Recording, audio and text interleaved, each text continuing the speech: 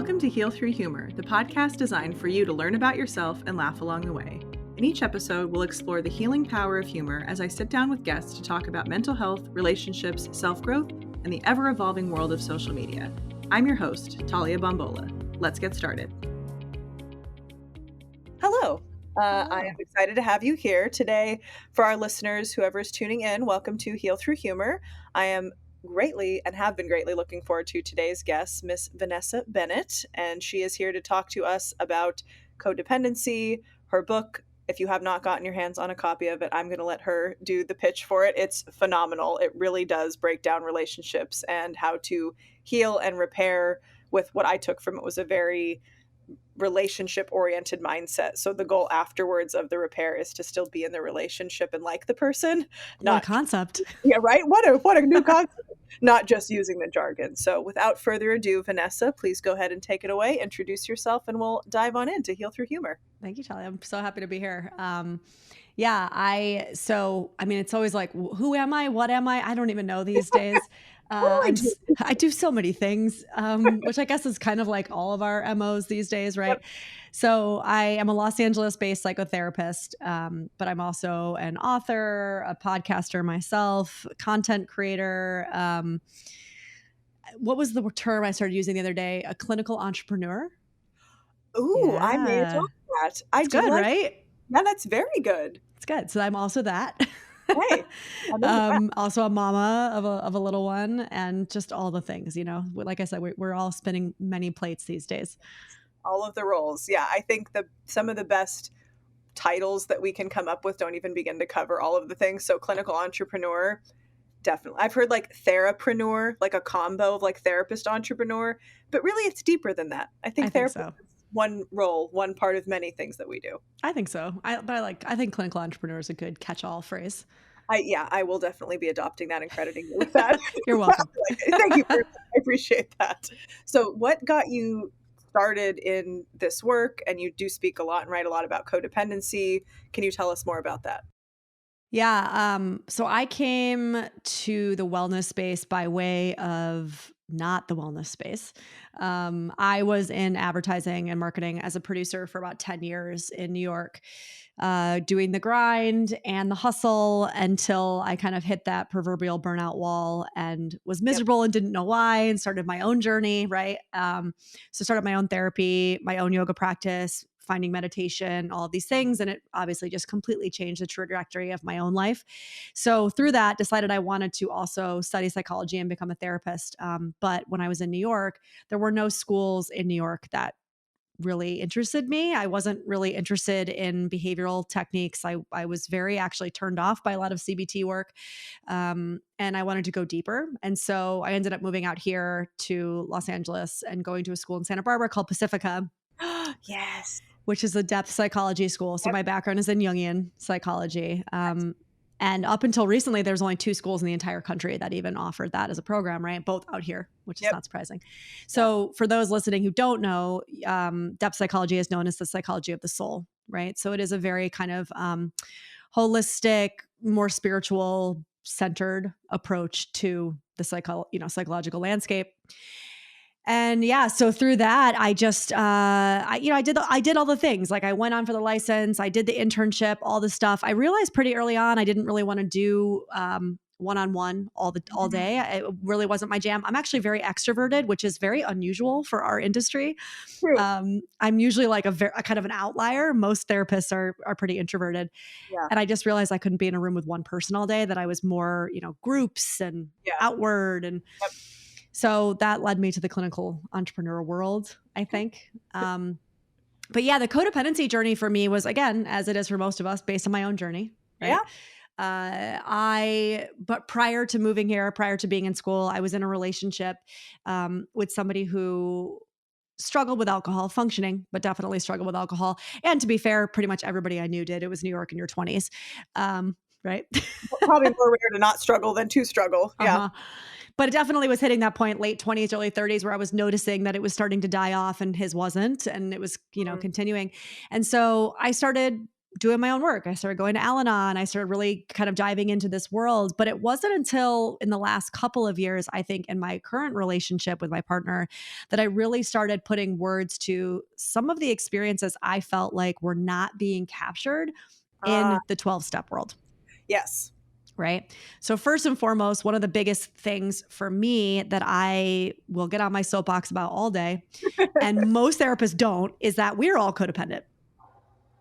Period. We live in a codependent society. We have been taught that love is codependency. The word codependency is really kind of still othered as if it's like you're either codependent or you're an addict. No, we're all addicts, right? It's just that one person's Jack and Coke is just my people pleasing. Yes. Serves the same purpose, Yep, right? exactly.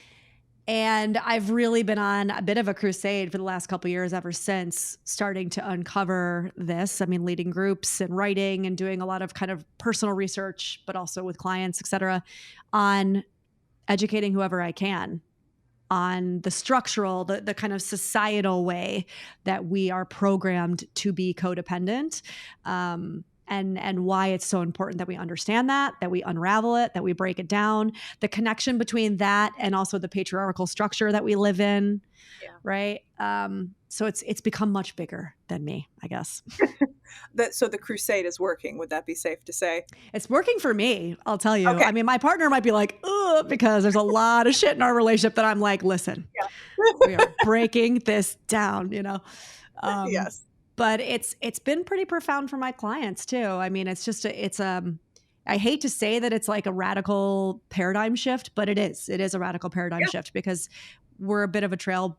People who are working and functioning in their relationships in this way are a bit of trailblazers, and so we don't really have anybody to look to as who's done it before us. So it can be tough, but it can be really powerful and transformational. Yeah, I'm so glad that you brought that up about society as well. I teach, when I teach my students as a professor, I brought up to them the book, The Giving Tree. Hate it's it. basically like the Codependent. Hate it. And I read them the page at the end and they're like waiting on bated breath because it's like rarely do your teachers read you a children's book in school, but like graduate and college. And I'm reading this to them and I was like, and then he sat there and after she had given all that she could to him and he was there in silence, she was happy. And I look at them and I'm like, this is exactly why most of us struggle with the giving to get. And I want to feel appreciated by how much I do for you, but then I'm resentful because I did this thing for you that you never asked me to do in the first place, that I hoped you noticed me for. It's these messages that we receive. And if I could have a word with Shel Silverstein, I know that's not possible, but Which I would. I love Shel Silverstein, right? Like it's so hard for me. No. Because I love him. The Giving Tree is no. Do you know that I took it off my shelf? So somebody gave it to my kid because it's a classic. Somebody gave it to her as a gift, and I regifted it. I got rid of it. It's not even on her shelf. And one of the chapters to give. one of the chapters in my book is actually called "Fuck the Giving Tree." Right. And that is the chapter that I go into codependency on, which exactly it. It's like it's trained into us from birth. And by the way, what you said about giving them something that they didn't even ask for, I would add to that and say, even in that book, which is still codependent as all hell, the kid does ask for it. Exactly. And she keeps saying yes. Right. So whether the person asks for it or not, if you are giving out of resentment, if you are giving out of fear, you're acting codependently. Yeah, absolutely. And I think the traits and the behaviors, this might resonate or this might relate to the way you work with your clients as well. Sometimes the name or the title, either, especially with social media, they'll walk in and they'll have self-identified as that. And okay, we'll work with that. I'm more concerned about the clients where they are exhibiting those traits and they've talked about it or they've read the books or they've gone to 12-step or Al-Anon or they're in the circles or the ethers of it, but that word or that identification with that title might not be it. It's being able to kind of go in the psychic back door, if you will, of like, okay, well, let's look at the traits and behaviors. It could be called Barney the Purple Dinosaur disease. That's neither here nor there. Do these traits work for you? Do they not work for you? Yeah. What parts of the self get gratification from this? Yeah. And if it is causing impairment or stress, how can we adopt new behaviors instead and slowly start to retire the old behaviors? So they like that. I work with a lot of corporate people. They like that language more because they're like, okay, this is making some more sense. It's not like you're trying to rip my soul out of me and who I've built myself to be for all of these years. I'm all about ripping the soul out, actually.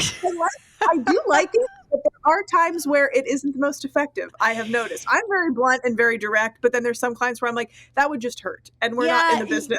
I agree with you. I mean, I'm all about like the Trojan horse. There is one thing to be said about the codependency landscape, in my opinion, which is like, we need to call what it is.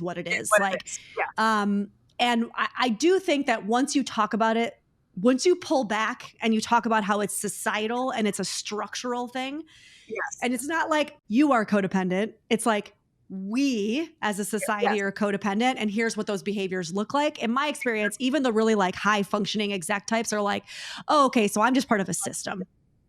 They like that. Yes. Because also I think it's really important that people listen. And I know you and I can probably riff on this. Like there's the social media thing is both good and bad. There's positive and dark, right? Positive and negative, light and dark. One of the positives is that we do have language, right? For this stuff. Lovely. One of the negatives is that we now overuse certain language. Everyone has language. Yeah, there are no barriers to people having this. Yeah. Did you see that? Was it the Times that just came out and said that gaslighting is like the number one, is like the 2022 word of the year or something? I retweeted it because I like humor and comedy. And I retweeted it and I said, no, it's not. And people were like, this is hysterical. And I'm like, this is the kind of humor that we need. Like, no, it's not. Let me gaslight you back. I agree that it's the barriers to access that like anybody could go on. Not that I use the DSM, I use the PDM personally, the Psycho Dynamic Diagnostic and Analytic Manual.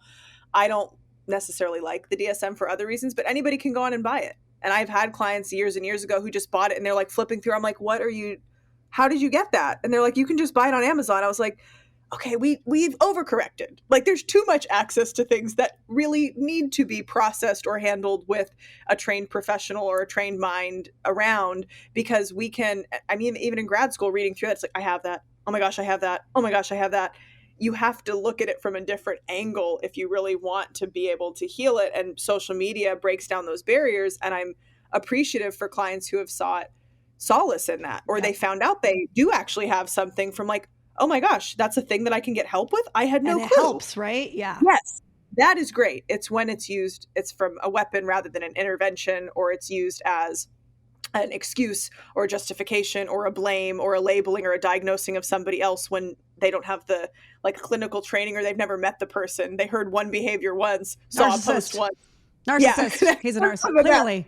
Clearly they're narcissistic. Clearly, and all of my expertise. And it's like, okay. I teach like a 2-day lecture on narcissism in my classes. And at the end, the students are like, okay, this makes a lot more sense, because in self-psychology, all of us have narcissistic parts. It's how well they're integrated or not. And if it's a healthy expression, was it integrated well starting from infancy, from childhood? Was it maladaptive? A lot of coping skills, like we talk about, are adaptive. Some used for too long in the wrong context become maladaptive. Right. There's a necessity to normalize all of us have narcissistic parts. It is how well they're integrated or not that would delineate if it is a true disorder of a personality, or if it's a maladaptive expression of a trait or an adaptive expression of a narcissistic trait. My favorite thing to tell my codependency classes is when we start going on the narcissistic train and everyone's a narcissist.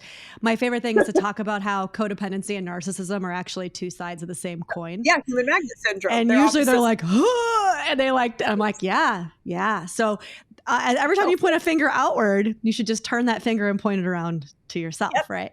And then most people start to cringe, and I'm like, well. Both ways of coping with self-esteem concerns, self-worth concerns, and feeling.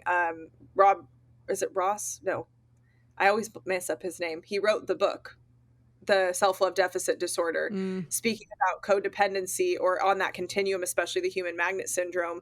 They are ways of coping with negative self-esteem, or lower than most people would like versions of. I just call them like their other-oriented personality trait, like personality styles, right? So like my personality is based outside of self. My self-worth is based outside of self, self-esteem, etc. But when you look at both of them in the same way, and you see also too, I think the empathy for people who actually do truly struggle with narcissism, right? True NPD. Yeah. it can be helpful to start to explain it in that way, because once Yeah. we start looking at it as, oh, I'm actually filling a void in myself with someone else. Oh, Mhm. let's talk more about that void, right? Let's get more curious Mhm. about why that person has a void to begin with. Then suddenly, once that empathy opens up, it's a very different conversation than just like, oh, well, fuck them, they're a narcissist, Yes. you know? For everybody's yeah, empathy. I'm huge on that as well, in describing what those archetypes are like, or even societal examples, and then being curious and digging in deeper what may have caused that. It's not Mm-hmm. excusing the behavior, and it's Mm-hmm. not writing off that, or not acknowledging what's happening. What really is going on underneath it that would cause that, and how can we help you? Because, like the quote goes, most people are in therapy to deal with other people who won't necessarily go to therapy. Mm-hmm. And if you are wonderful and you don't think anything is quite wrong with you, or it's other people's things that need to change, why would I self report? It's Yep. not me, it's you. Like, if you're the one with the problem, you go to therapy about it. And because all of us have those narcissistic traits, each of us, I would say, has one behavior where we're like, this is okay for me, but if other people do it, it's misbehavior. And I'm just not gonna like it when other people do that, but I'm exempt from it. We all have those blind I feel like spots. we have Yeah. a lot of us have a lot of those blind Yeah. spots. I actually Yes. just caught up with a client, a girl that I had as a client as a teen years ago, and we caught up for tea yesterday. I hadn't seen her since before the pandemic, and she was just kind of like asking some relational advice, and I just kind of put it out there. I was like, well, I think it's really interesting that the last, I don't know, let's say 3 or 4 Yeah. guys that you've dated all seem to have this one very specific trait, right, that you don't like. And I said, I wonder what the common denominator is here. And she was like, she just looked at me and I was like, listen, you know, I love you. And you also know that I'm always going to call you on your shit. So, Yes. like, let's start pointing that finger inward, which it's not like, you know, to shame you. And she's very self aware, but sometimes you don't, you have those Accountability. blind spots. Yes. Yeah. Yes. And being able to change, seeing how much change we can affect in our own lives by empowering ourselves to view it that way. It's not self blame, it's taking accountability for your Yes. part in the patterns and the behaviors that you engage in, and being like, oh, okay, don't love that. My clients are like, I feel both seen and attacked. And I'm Yep. like, that's the goal. That is my Good. That's what brand. I'm Thank you. working for. Yeah, glad that this is congruent and Doing my resonating. job. How can we then shift that? If you don't like it and you are aware you play a part in it, what can you do to change, to mold, to shape, and not about going in and trying to rescue or fix or only be other focused? We have Right. to take that accountability, and I'm big on accountability. Well, I Yeah. mean, what do you have if you don't have it? Right. I mean, and listen, this could go for any behavior or any, you know, self-actualization process. I mean, it takes you out of that victim state, which is very Yes. powerless, right? And it puts you into the powerful ownership state. Mhm. And even people who have been truly victimized still, through a lot of work, can step into that powerful state. And it's only in that powerful state that things will change, right? Or that healing will happen or growth will happen. Again, Yeah. even to those who have been victimized. And growth and healing is 100% possible for every human on this planet, but I it agree. doesn't usually happen until you step into that state, right? Which is tough, Yeah. because when you're hyper identified with it and you feel like by moving into the powerful state, you're somehow, you know, giving somebody carte blanche, or you're somehow saying that a behavior was Yeah. okay. No, that's, you're still giving them the power in that dynamic. Exactly. They still have control. They still have the power, right? And a lot of the clients I've worked with, especially given that my specialization is confidence and assertiveness, being able to help them shift that mindset and that way of showing up in the world to an empowered stance. Mm. Many of them almost kind of holding separate for a moment the victim stance, the victimization by self or by society, or they've actually had some sort of crime or some tragedy happen to them, keeping them in this mindset of, you're available for this. You Mm. are capable of doing this, even if this is not a mindset or a way of being you've ever adopted before, or ever been allowed to, or have previously been shamed for trying to, because many of them really did want this in childhood, Yeah. but it was the family system that would be lopsided or topple if, especially a child, for certain generations, you can't have power, you don't have a voice, you can't do this, you can't speak up for yourself, be compliant, be complicit, follow these rules. And then they get spit out in the world between 20 to 30, and they're like, who am I? Who are you? What's going on here? How can I use my voice? And ended up recreating their childhood homes by not having a voice in some of their adult relationships. I'm really fascinated what's what's coming up for me right now is I've been a bit like in these TikTok holes around the generational differences, right? Like psychologically. And years and years ago, I read an article, or I can't remember, it was in like the Times or something, maybe the New Yorker, that was talking about how boomers have the highest rate of narcissism, right, of any generation. Mhm. And so much of what I see in at least the younger boomers, kind of cusp boomers, Yeah. is exactly that. So children should be seen and not heard. If you want an opinion, I'll give you one. Those Yep. kind of little quips, right? And Yeah. then they go out into the world again with this kind of what we were saying earlier, this whole, right? I have no sense of Mhm. self because Mhm. it was never allowed to be established. And then they go out and then they enact on to the people around them, right? Those Yeah. narcissistic traits. Mhm. And again, it's not to excuse it, but it's really fascinating when you start to look generationally at how that shows up, right? Because if you look at boomers who were raised by most people who came out of the Great Depression, right? Were Yes. children in the Great Depression. How does that affect? Okay, now we've got how does that affect? Then you have Gen X, Mhm. right? Who were the latchkey kids. Um, Yes. kind of just neglected as a generation, right? Who then gave Yeah. birth to and are raising, the younger millennials. Mhm. I mean, it's just so fascinating when you look at how Mhm. all of this psychology works on a generational level. But that was what was coming up when you were saying that. It's like Yeah. fascinating to me. Yeah. I wrote for a thesis that I wrote. I learned it actually in my poetry class in undergrad many years ago, and it's one of those moments where somebody finally puts a word to something that you've conceptualized and you see it like visualized and given a word. I was like, this is it. Like, That's this is what it. I've been trying to explain. Like, perfect. And then I remember going through my thesis and I'm like, what is it? Oh, there it is. And it fell in. And it's called an antithetical gyre. So imagine Mm, you have like, we're on video, but like you have two triangles. So like one is coming this way, and this would be the start of the generation. And as it tapers off, and as this one is tapering off, you almost like flip the triangle. One is just starting and expanding. So you see kind of like a children's toy, like Tetris, these yeah. antithetical gyres stacked on top of one another, that the beginning of one generation, or the cusp or the peak of one generation before it tapers off, is the start of the other. So a lot Mm, of these lockstep core values, morals, beliefs, ways of being: is the world safe? Are people safe? Is the world trustworthy? Are people trustworthy? They get passed down. We know this epigenetically, but they also get passed down in the nonverbal, the verbal behaviors, the nonverbal behaviors. Am I accepted into the in group of my family socially, or am I excluded? Am I in the out group of my family? mm, So I don't want to be in, no human one. We're very averse to having needs and speaking about them biologically in evolutionary psychology, and we're very averse to being in the out group in social psychology. So you mix that in with the family system, and the thesis work, essentially, to spare multiple hours on the podcast, is so much of what you're describing, what we're describing today, is those systemic patterns being passed down because it's almost a way to stay connected to a previous generation. And it's mm, not necessarily intended to harm the future generation.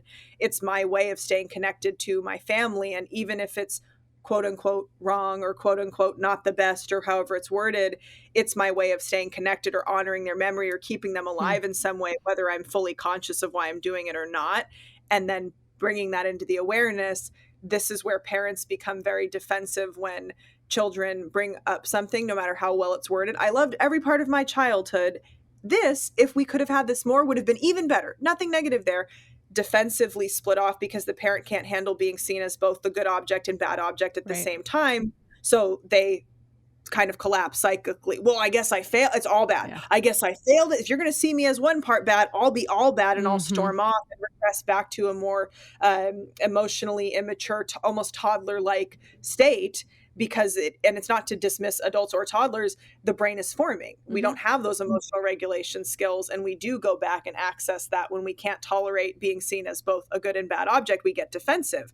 When we do the inner work, if somebody brings that to our attention, hey, loved all this needs some work, we can go, thank you for your awareness. I'm so glad you brought that up. You're right. I will never know what it's like to be raised by me as your parent, but as you as my child telling me this, I get that. I Yeah. can see how you could feel missed in that way. And I talk a lot about, where did your parents miss you and where did they meet you? So were you missed or were you met? And being able to bucket your experiences and take a look at, wow, these were not met a lot of the time, these were missed, or these were met 100% of the time. easing more towards that secure attachment to self, and then to orient to others more securely too. But it's fascinating. Sorry for the diatribe, but it's fascinating about that, the good and bad object, and people sometimes and often cannot tolerate. They just want to be all good all the time. Hey there, listeners. Are you tired of settling for less than you deserve in your relationships? Do you ever feel like you're not being seen, heard, or valued the way that you want? Or maybe you've been wondering why you keep attracting the same kinds of people into your life, or why certain patterns seem to repeat themselves in your relationships. The answer might be deeper than you think, and you can find it in my new course. Rewire Your Relationships is a transformative course designed to help you stop settling for less than you deserve and start embodying your most confident, assertive, and authentic self in your relationships.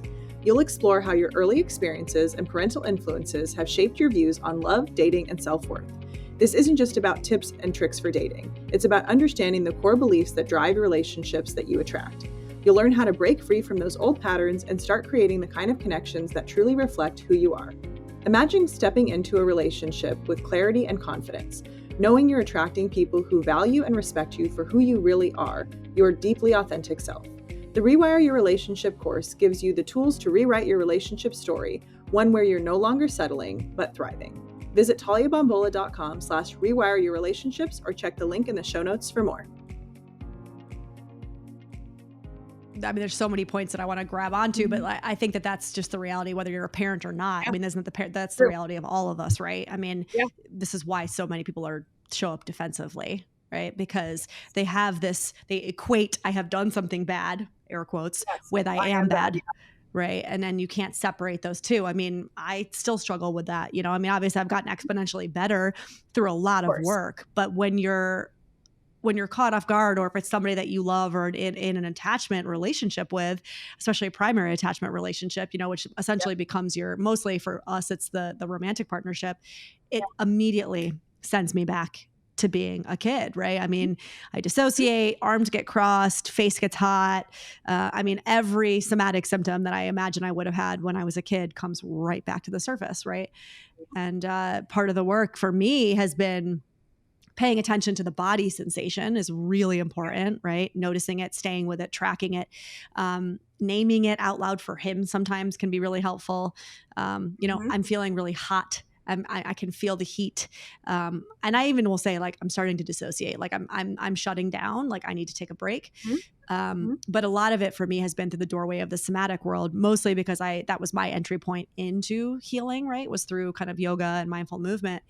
And being able to use that as my barometer of like, it's happening. Here it comes. You know, it's happening. It has, but that's what I call it. Yeah.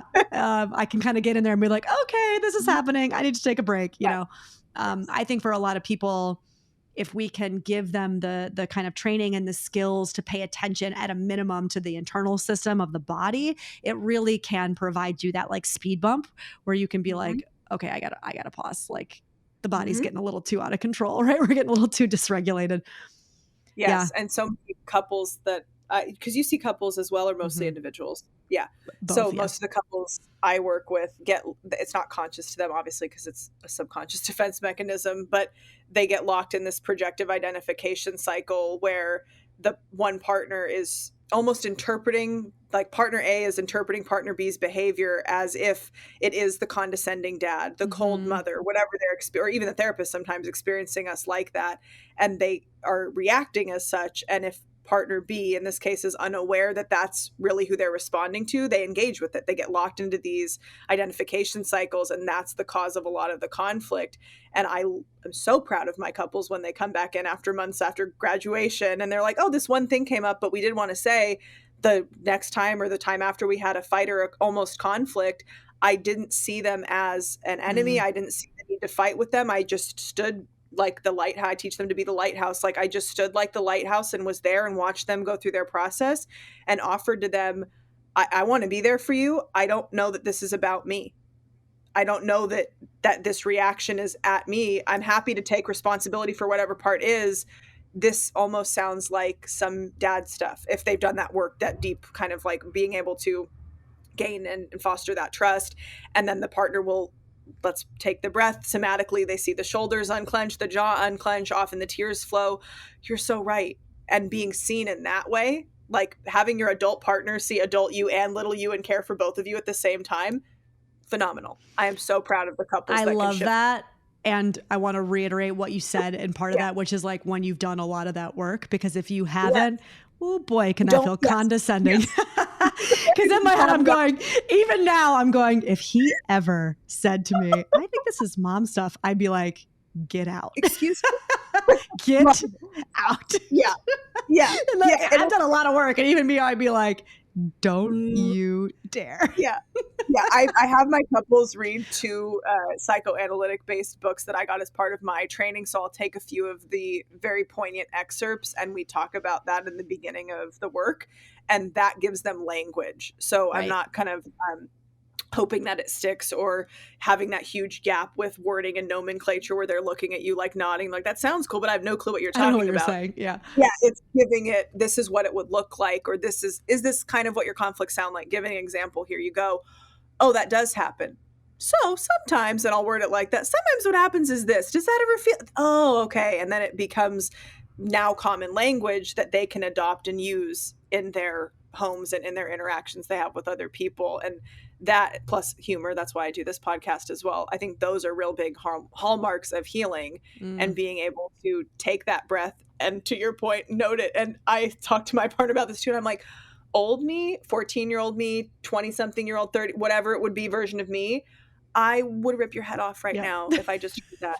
New me, who loves you and loves that we're spending our lives together, doesn't want to do that. So she's going to say this instead, and I will like bring those parts into the room. He's not a therapist. He's like looking at this and goes, okay, so we're good. Dinner now? Can we talk about that? Like, we're solid. He's the most securely attached person I've ever met. He should be a case study, honestly. It's so easy to work with him, but I've been with partners previously who were not. And that would have been eliciting that response of like, how dare you abandon me right now? Or how dare you say that it's a mom thing? Like, no, it's a you thing. Sometimes being right, and sometimes it would be a mom thing. Yep. So who you're partnered with and the trust and the communication style that you've established with them also makes a huge, huge difference and impact on rupture and repair, honestly, on both. Totally. Yeah. Yeah. I'm just laughing because I just know myself and I'm like, I could just picture it now being like, oh, you did not just say that. Nope. The laughing. Yeah, I always tell people if I start getting so angry that I'm laughing, it's not a good thing. You might want to go because something is about to happen. Yeah, there's like a morph that's going to happen. But it is, I mean, this idea of like bringing that kind of 14-year-old version of yourself into the room can be so powerful, right? I mean, I know that I have actually expressed with him, you know, growing up, I lived in a house where, I mean, my mom was kind of like the son that everybody just, you know, rotated around, evolved around. And so she was allowed all the big feelings, but there wasn't really space for anybody else to have them. Right. And so I think as an adult, so much of my work in healing has been allowing myself to feel big things, out of control, you know, rage, like all these things and come out the other side knowing I didn't die. Right. It's okay. I can feel these things. People aren't going to leave. And what you were just saying about kind of bringing that, well, the 14-year-old version of me would have said X, Y, and Z. I think that that's a really helpful way, especially with women that I've worked with who have a really hard time expressing anger and rage, right? Because societally we don't allow that for women, to actually be able to say that, like to bring it into the room in a way that feels real, but also contained, maybe a little safer. The 14-year-old version of me right now would be flipping this table. You know, like that is actually what's happening in my body right now. What I want to do is flip you off and slam the door in your face, right? But I'm not going to do that.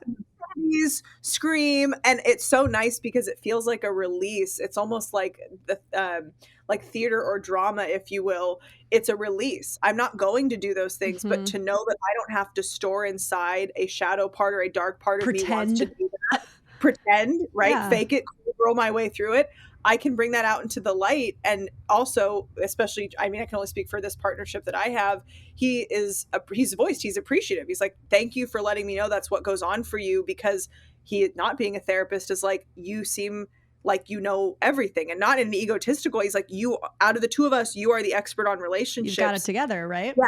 It's so nice to know that you have these parts of you that could just go like crazy or whatever else. Yeah. And we laugh about it. I'm like, isn't that so nice that I don't do that to you? And he was like, yeah, I honestly don't think we could be together if you did. I'm like, fair point. I agree. And then we can move on and have Yeah. a repair. But me knowing myself, knowing that he can care for all versions of me helps with the secure attachment. Mm-hmm. And whenever that anxious attachment flares up, I go back to, I can bring this up. It is safe to bring this up. I will not be abandoned. I have been proven over years and years, time and time again, this is my lighthouse. He is my lighthouse, and he influences positively so much of my clinical work because I can sit there, or my podcast, or whatever I'm doing, the clinical entrepreneur in us, whatever role I'm in, I don't have a worry. Yeah. That is such a secure part of my life that I can return to in a secure base. And he came from a very secure family as well. Again, they're just so secure. It is an anomaly. I was sat there like first holiday, and I'm like, there's no yelling. I'm coming from a loud Italian, German family. I'm like, we're not. Oh, wow. Okay.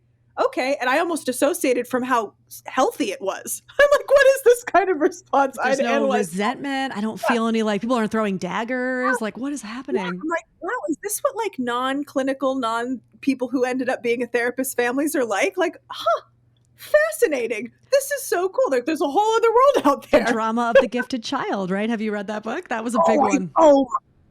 I remember when we came back. So that was like our first semester, in grad school. They sent us off. We came back and they were like, so how many of you felt like this was you? And we were all like, raise our hands, like 30 people out of 30 people. Yeah. They used to call it, Alice Miller is the author, right? Mm-hmm, yeah. Mm-hmm. She, the first iteration, one of my analysts was like, the first iteration was the prison of childhood. And it didn't sell well, shocking no one. So they renamed it the Trauma of the Gifted Child because many people who they're like, oh, that's me, and getting called dramatic yes, I'm so glad you brought that book up. Woo! Oh, I knew this would be a great episode because you have the depth background as well. This is wonderful. Yes, yeah. Love that book. Love that. I'm like right now kind of diving into like I'm nerding out a bit on the Venn diagram of gifted. Specifically with girls and women. Gifted, yes. ADD, and spectrum. And let me tell you, it will blow your mind. Blow my mind. I mean, I'm in it right now. So I'm not going to be able to totally articulate all of the shit that I'm kind of rolling around in. But It is the whole idea of even gifted being in that Venn diagram is even just like a week old for me, kind of realizing this and seeing this in research. So just really specifically, again, generationally starting to look at least within, especially motherhood and like new parenthood, how many women I know that hit this point of like, I'm done. I'm tapped out. You know, this idea of being touched out, this idea of being, it's hyperstimulation, right? Overstimulation. I have nothing left to give. All of these things that we hear a lot of, you know, especially new mothers say. I kind of went into this rabbit hole around that, and then the hypersensitivity that shows up, right, in on the spectrum. And there's so many crossovers. There's also so many crossovers between ADD and spectrum, right? What's really important that we understand is that most of the things that we think of when we think of autism or ADD are based on the study of boys and men, right? Yes. Which is not shocking. This is all psychology too. And so we're only just now in the baby stages of really seeing what that looks like for women and for girls, right? And it shows up a lot differently, especially spectrum stuff. And so, you know, with girl, it's the social stuff. So, and this is not like across the board, but it's what I'm seeing in research is that it's very common. So with girls, we are socialized from birth to be social, right? That social aspect is super important. Yeah. It's not a biological thing. Usually it really is just how we are, you know, we're created in these environments. Be empathetic, care for other people, you know, pay attention to what's going on, be nurturing, right? So the reason why we've got a lot of girls who slip under the radar of being diagnosed on the spectrum is because they don't show those social cues. Those behaviors are learned from very early on. So even if they would otherwise be presenting like the boys typically are, right? Not making eye contact, not being able to have intense conversations, all of these things. It's not showing up that way, right? It's usually showing up for girls more in the nervous system stimulation, the overstimulation. What happens is they're showing up a lot as gifted. Yes. Right? Which we know boys in the spectrum tend to be highly gifted in a lot of ways too, right? But the girls are missed because a lot of those social cues.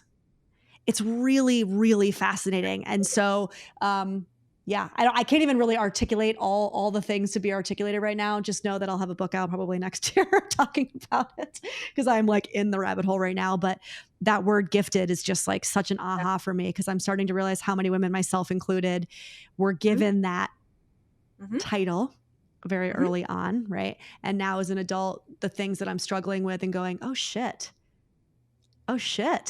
I actually think it's a little bit of that. Oh. Yeah. Yeah. I avoidant attachment, also part of it. Oh, is that really avoidant attachment? Or is that actually a little bit more of kind of the spectrum, ADD, gifted, anyway. I'm not even clearly articulating it, Talia, but it's No. I love talking to people who are in that aha phase of realization and insight. And insight's a huge part of psychodynamic and psychoanalytic therapy and my mindset of the world as well. A book that might be extra fascinating to you that I looked at from when I was doing research on helping couples try to understand each other from the evolutionary psychology perspective, as well as what's happening socially. Like, how do we bridge the gap? Because the expectations we were taught is The Female Brain by Dr. Luann Brizendine. You might want to add that to your research list for your book or your paper, because it really does explain so much of what it's like developing in utero, the structures, the hormones, and how the exposure or lack thereof, if a parent's pregnancy is going one way versus another way. It is fascinating how much all of those coalesce for what you're being socialized for, the biological structures, and nature versus it's a good case of nature and nurture all at the same time, because we do develop differently, and pending what we are constructed by or sculpted with socially, that does interplay and look like certain traits being encouraged, certain traits being discouraged, some being expressed but going under the radar. And I was put in a GATE so when you were saying that, I'm like, could this be me? Because I was put in a GATE program very early on, and I was in GATE education my whole upbringing. Same. My brother was as well, and I loved it. And I knew a very specific type of student and type of learner who could fall under that and thrived in that. And then having to go be like in Gen Pop or like the normal schools afterwards, I was like, this is not my group. This is not my people. And then finding more of the honors classes, the gifted, like being of not a mental caliber to be dismissive, but like there's just a certain way of thinking and viewing the world in some of those classes that I was like, this feels like home. Right. I'm finally around people who get it. And that's how I felt when I started analytic training years ago. I'm like, oh, this is it. Because I didn't like CBT. But I like people, DBT. the people, right, that you're around, and you're going, oh shit, like this feels very familiar to the kind of environment I was in when I was younger, right? And so I wonder too, I mean, I don't know that this research has been done. I think it's very early, but like, I wonder if you're talking the drama of the gifted child, how many of those people too actually start to fit into this, what we're talking about, right? Especially the women. Because again, we know therapist is a very female heavy industry, right? And I don't think that's just about like, oh, we're nurturers. I actually think there might be a little bit of what we're talking about in there, which is this like quote unquote gifted. And again, I'm saying quote unquote because it's like that could mean so many things. And to be clear, I was a C student in math. It's not like I was incredibly intelligent in every way. It's not about that.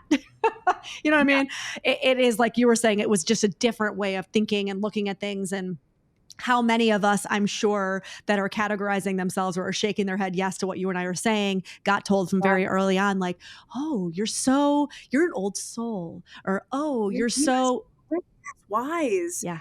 How you're so smart for such a young, it's like you're this for this. It's like this comparative analysis, but it's an upward social comparison, which then you feed into humans like validation across the board, especially girls, because socially and in evolutionary psychology, we had to survive like that hunter-gatherer mentality. If you were not contributing to the tribe, if you weren't providing value, you would get left behind if they went to another village or had another establishment, the weakest link. You do not want to be the weakest link in the tribe or the least value or provide the least value. And we do relate on communication on such a heavier level because, again, just going back in the hunter-gatherer days, in part, if you spoke as a man, you would die. You could not give up the location because the lion would find you and die, and everybody in your family would die, or the tribe that you're responsible for.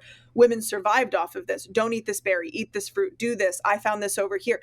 Even the advantages of some of these structures and functions of society were much better back then. They were life or death back then, but our bodies now don't know if it's life or death. We're still operating on a lot of things, feeling as though they're life or death. If somebody doesn't like me, I feel as though a part of me will die. If you don't show interest in me, I feel as though a part of me will die off, or that I will be so unsafe. I will be left to fend for myself, and I will feel like I don't have the capabilities to do that. That is a primal, very evolutionary, innate fear. And yet we can still overcome our drives. We're not just operating all of this off of what our human drive is. Knowing what your drives are and your core drivers are, very helpful. And knowing that we can behaviorally condition ourselves and sculpt ourselves to be different versions, should we choose to take that path, is also very empowering knowledge. So yes, I'm such a big fan of this research that you're doing, and I'm curious to learn more and happy to help if you would like more research. This is so fascinating to me. I would love this. Send it all to me. I'm so in the rabbit hole of all of it right now. I'm going to be starting some groups probably in the beginning of the year, specifically geared towards, because the lens that I'm writing it through is this lens of the new mother, because I'm realizing a lot of women, it comes out during that early motherhood. These are these things that we've either, totally repressed them, or it's this whole have they been working for us up until this point, right? And now suddenly they are not. And why is it that motherhood is what kind of kicks it into high gear? And obviously we know why, but anyway, I'm going to be starting some groups in the beginning of the year for mothers struggling with similar things, and I'm going to be using it a lot as research for this too. So maybe I'll have you come in and lead some groups. Yeah, I would absolutely love that. I think the what do we call it, analysis, primary maternal preoccupation that infants experience, it doesn't leave us, at least from I'll never be out of school. I love being a nerd. It's loud and proud. That's a symptom. I'm like, no, I'm just kidding. Classic gifted child, never not going to be a student. But one of my mentors one time nailed it when he said, it really sounds like you have the most self-identity around being a student. I started school 3 years old, and I was like, fuck, he's right. For however many math was not my strong suit either. For a while it was, then it was, and then it was back on. That's a lot of years having that identity as being a student, and now an educator and a teacher and an orator and a speaker. And so much of that is being a walking encyclopedia, as my students have said, and then being able to disseminate and give the knowledge in a digestible way as well. I've met many people who have both, many people who only have one, and many people who only have the other. So they're a very gifted speaker, but the knowledge just doesn't flow, or they really have all of it, but they're more of that type 5 Enneagram, if you will. And I relate to that as well, the college professor archetype, where they have all the knowledge, but they're almost hoarding it. I can't give it out because what? I'm you gotta give. It's like the rainbow. It's like a reverse rainbow fish, where we start with giving out the scales, but not in a codependent way. I'm really big into children's books and analyzing that. Part of my creative college was creative writing and studying poetry, and how much of those parables and stories do translate to our regular day-to-day life. So yeah, I'm happy to help sit in, research, whatever it might be, because this does need to be spoken about more. And it's so freeing, especially when that is a whole new identity coming online. I was actually talking to my dad and brother about this a while ago. I was like, you guys will never understand what that's like, because you don't literally create and have the child. Empathy, sure. Trying to get us what we need, sure. That is something, though, that is going to be such a unique experience. And so many of the books on parenting and this and what new motherhood is like, again, to your point earlier, are archaic, and they're written by men. Yes. It's not, I have a great respect for men and deference to a lot. It's an experience that cannot be understood by somebody who doesn't have that built system where a part of you is created and you have your cells and your grandmother's cells at the same time that you're having your child, and then you're expected to be this new person, the life stops. The life of the man, or the person who is getting us pregnant most of the time, does not stop in the same ways. It doesn't stop on the day-to-day. They don't have the reflux, the weight gain, the loss of the body, and to look at themselves and not recognize in the postpartum journey can last for quite some time. Years. It's something to develop it's something to develop a lot of empathy for and understanding, and just even the question for men to ask female partners, like, how can I best support you through this? And not necessarily jump into the like, I know, or the you're touched out, or you don't know what it's like, in the same way that the partner who's going through it knows what it's like. And so for you to be another crusade, it sounds like, spearheading this, eternally grateful. Every woman in society will be grateful for this. So happy to be here at the forefront with you. If I can give one person language, and allow them to have just something to talk to, whether it's a partner or just themselves, about what this experience is. And because I'm still in it, my little one's only 2.5, almost 3. And so it's like, I'm in it. I am so in it. Lovely. Yeah, love her to pieces, and also stop touching me. yeah, both at the same time, right? I love him. Why? And please stop touching me. Yeah. We talk about this. I talked about this a lot in my infant, child, and adolescent training year and analysis. The birth of the mother. So yes, there's a birth of the infant. When the birth of the infant occurs, there's also it's your birthday. It's the birth of, when you find out you're pregnant, but like, it's the birth of you becoming a mother. And that is not something, many books, more books now, at least from what I've seen and research and read as well, are talking about it a little bit more. And if you're in the field of psychology, you might have a different, not Trojan horse, but like, you have just different knowledge base to look at for different books, especially more analytic based. That's my preference, or I guess my kink, I would say, as I love psychoanalysis. Looking at it from that perspective, though, how much we are focused on making sure, and which is a good thing, like ensuring secure attachment and how can I meet their needs and learning. And a lot of it is just intuitive. And a lot of it is being able to still meet your own needs and not being in a state of self-neglect to as much as possible. And knowing sometimes it's like, I don't know what I need. And that's why midwives and doulas are becoming a lot more on the rise and normalized. It's not so in the outskirts, or like, oh, they're a weird granola person doing a home birth. It's this innate sense that women understand. Usually we've always understood, but we always more than men. We've always understood it. Yeah.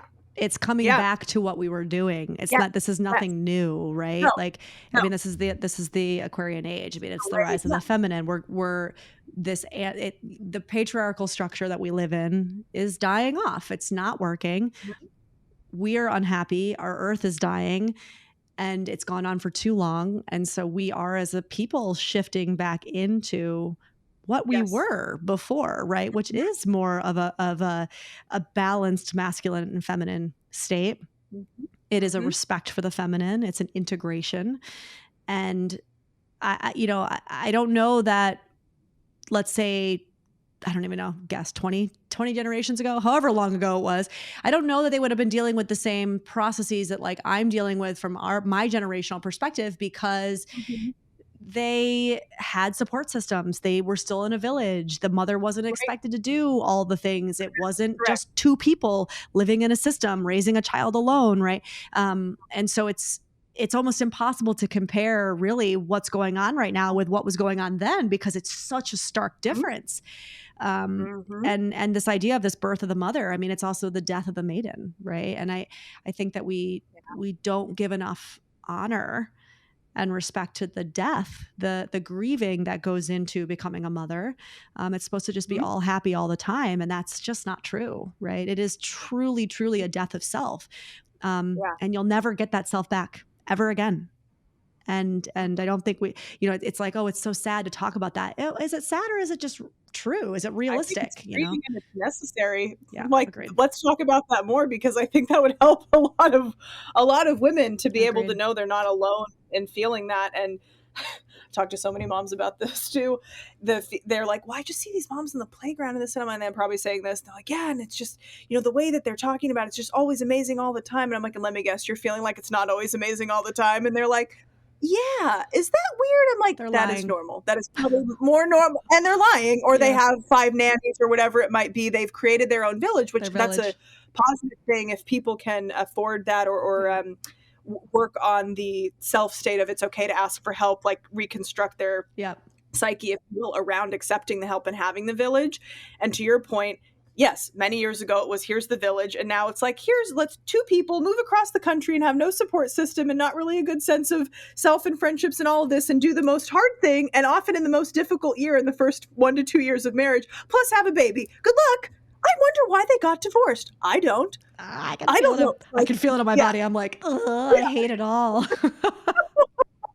I feel like we need to do a whole other episode at some point if you're okay with this, that we could talk for hours about this. Please, let's do it.